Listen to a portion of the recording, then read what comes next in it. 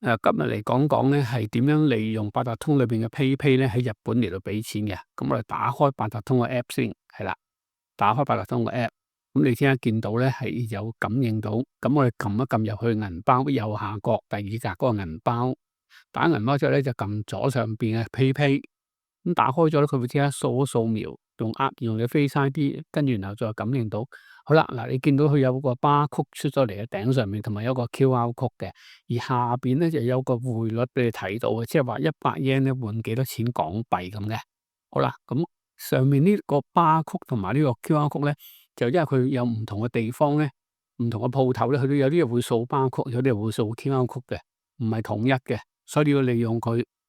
睇睇到時當方面係點樣樣嘅。咁我而家咧就走去俾錢啦。咁我將個 barcode 或者 QR code 咧就掃落去佢嘅機度，如果佢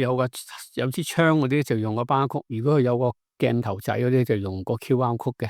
掃完之後咧，你就會即刻會轉畫面嘅。嗱，